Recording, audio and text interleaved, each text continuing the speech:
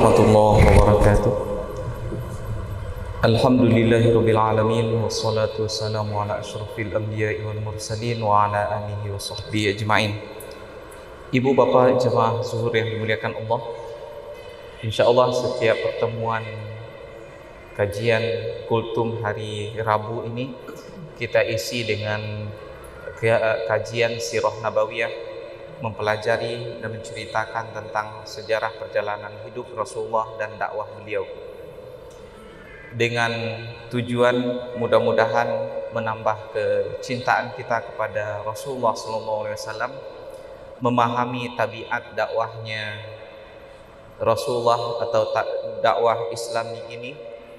Kemudian juga kita bisa mengambil pelajaran-pelajaran yang kita temukan di dalam perjalanan hidup Rasulullah, dan juga kita bisa memahami apa kandungan-kandungan yang terdapat di dalam Al-Quran, karena sirah nabawiyah itu menceritakan juga nanti bagaimana proses Al-Quran diturunkan kepada Rasulullah SAW hari per hari. Ibu bapak yang dimuliakan Allah, kita mulai mengkaji sirah nabawiyah ini atau sejarah kehidupan Rasulullah dan dakwahnya dari asal usul Rasulullah terlebih dahulu.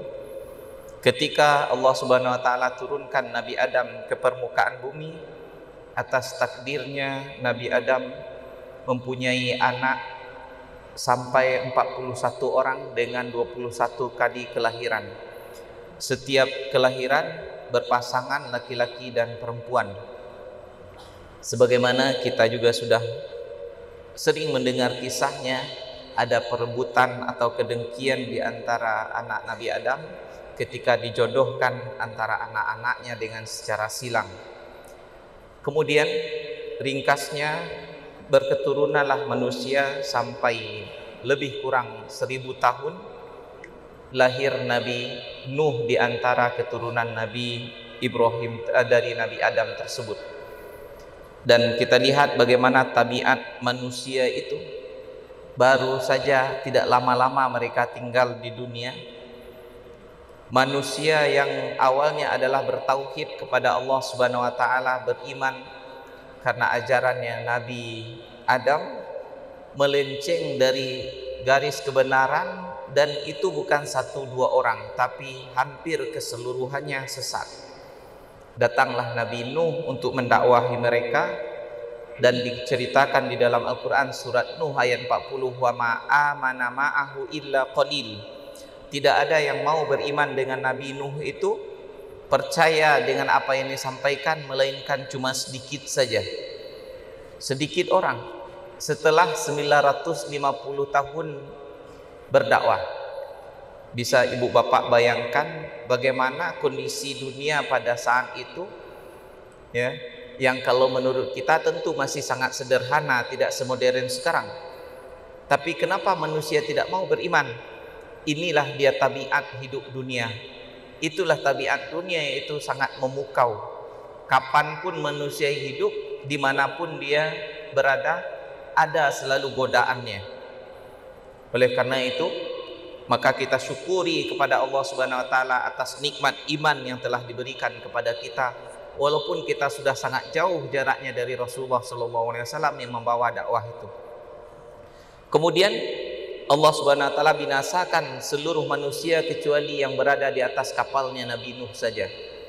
Dan atas takdir Allah Subhanahu wa taala, manusia yang dibawa oleh Nabi Nuh dengan kapalnya itu tidak ada yang beranak berketurunan kecuali anaknya saja 3 orang, Sam, Ham, dan Yafis.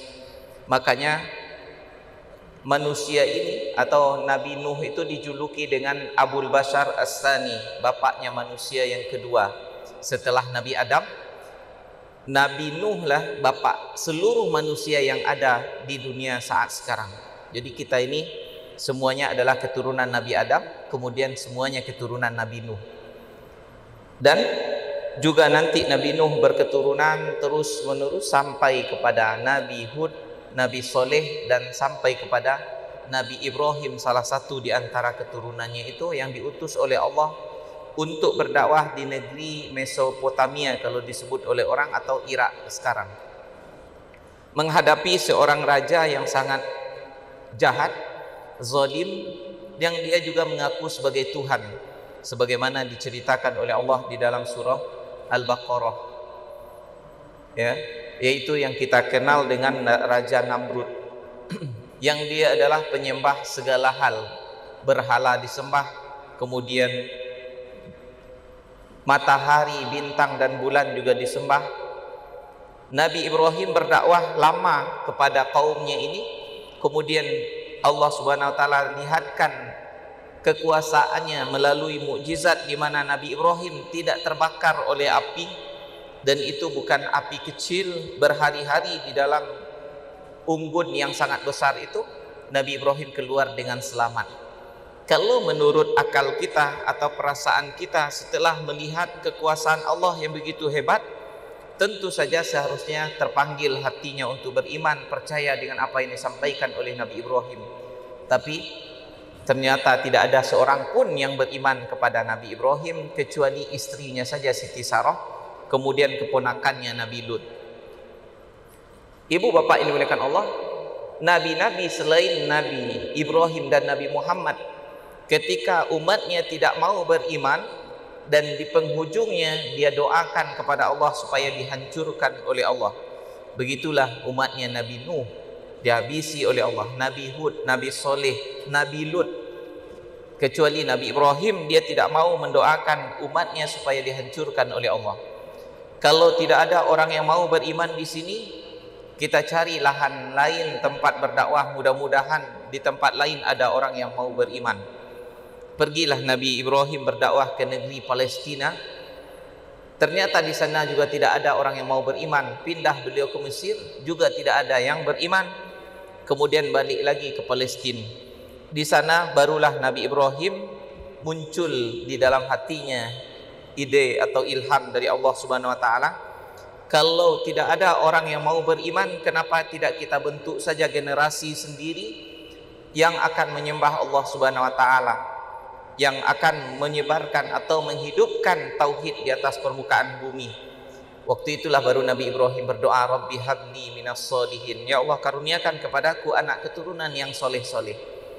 Lalu Allah karuniakan kepada Nabi Ibrahim, fabasyarnahu bi gulamin halim, kami karuniakan kepada Ibrahim itu seorang anak yang penyantun, soleh, penyantun, lebih daripada sekedar soleh saja begitu, yaitu Nabi Ismail. Kemudian selanjutnya Nabi Ibrahim berikutnya nanti dikaruniakan pula Nabi Ishak. Nah, dari keturunan Nabi Ismail inilah kita memulai kisah Nabi Ibrahim ini.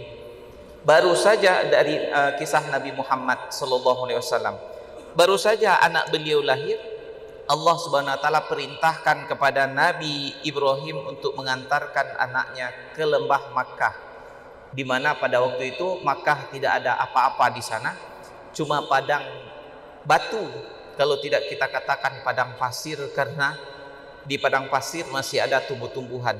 Ini tidak padang yang betul-betul gersang. Tapi Allah Subhanahu wa taala yang memerintahkan, antarkan anakmu ke sana.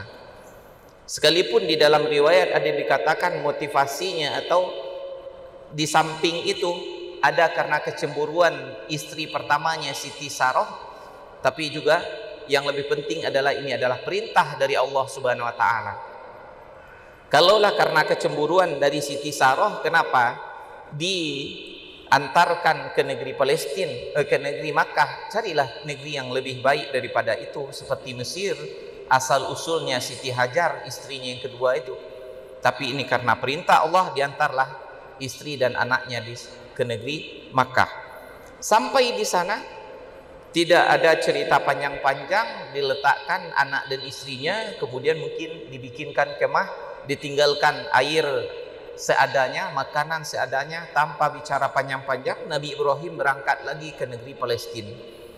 Siti Hajar pada waktu itu teriak-teriak, wahai Ibrahim, kenapa engkau tinggalkan kami di sini? Kemudian berulang-ulang Nabi Ibrahim tidak ada jawab. Kemudian ini perempuan yang pintar, cerdas, dia ganti cara bertanya. Mungkin ada yang salah. Allahu amaraka bihadza? Apakah Allah yang memerintahkanmu untuk melakukan ini wahai Ibrahim? Kemudian beliau baru berbalik ke belakang mengatakan na'am. Ya, Allah yang memerintahkanku untuk melakukan ini. Apa jawaban Siti Hajar, seorang perempuan yang solehah? Idzan la yudayyi'an Allah. Kalau demikian pasti Allah tidak akan menyia-nyiakan kami, pergilah. Tinggal beliau dengan anak yang masih kecil, perempuan masih muda itu, di tempat yang tidak ada air, apalagi tumbuhan dan binatang ternak. Atas kuasa Allah Subhanahu wa taala, singkat ceritanya makanannya habis, kemudian Siti Hajar naik ke atas bukit Safa. Kalau ada orang yang lewat atau kelihatan dari atas itu sumber makanan atau minuman, ternyata tidak ada, lari ke bukit Marwah, lari lagi ke Safa, Marwah, sampai 7 kali. Barulah ketika beliau berada di bukit Marwah, ada panggilan dari dekat anaknya yang terbaring di dekat Ka'bah sekarang. Kemudian ada kelihatan air muncrat dari bekas hantaman tumit anaknya. Lari beliau ke sana, dan itulah asal usul dari sumur Zam-Zam yang kita kenal pada hari ini. Dan dari semenjak itu, ibu bapak yang dimuliakan Allah, berkembanglah kehidupan manusia di tanah Makkah yang nanti berketurunan banyak, dan akhirnya sampailah kepada keturunan menurunkan Nabi Muhammad SAW. Insyaallah pada pertemuan berikutnya kita akan ceritakan beberapa orang kakek Rasulullah dari Hashim, Abdul Manaf, kemudian Abdullah, karena ini adalah tokoh-tokoh dan orang-orang utama yang sangat berpengaruh dengan kisah-kisah berikutnya. Aqulu qawli hadza wa astaghfirullah li wa lakum, subhanakallahumma bihamdika asyhadu an la ilaha illa anta astaghfiruka wa atubu ilaik. Assalamualaikum warahmatullahi wabarakatuh.